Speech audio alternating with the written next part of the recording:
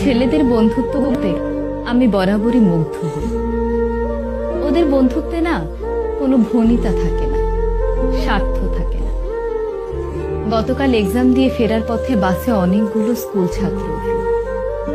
দেখলাম ওরা একজন আরেকজনের ভাড়া দিয়ে দিচ্ছে, একজন আরেকজনের ব্যাগ ক্যারি করছে, একজন আরেকজনকে বলছে তুই যদি রেজাল্ট ভালো না করিস তাহলে কিন্তু ভবিষ্যতে এমন বাসের হেল্পার হবি।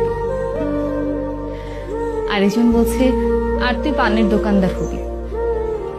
ওদের এই খুনসুটিগুলো দেখতে আমার বেশ ভালো লাগছিল।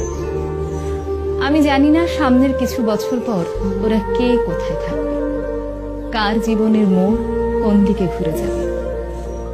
তখন হয়তো এদের মধ্যে কারো কারো বন্ধুত্ব ভেঙে যাবে, আবার কারো বন্ধুত্ব অটুট থাকবে আজীবন। তবে ওদের এখনকার যে বন্ডিংটা, এটা দেখে আমার খুব ভালো লাগলো। ওরাও হয়তো একটা সময় পর এই সময়টাকে অনেক মিস করবে। তবে যে যাই বলুক না কেন, ছেলেদের বন্ধুত্বগুলো অদ্ভুত রকমের সুন্দর হয়।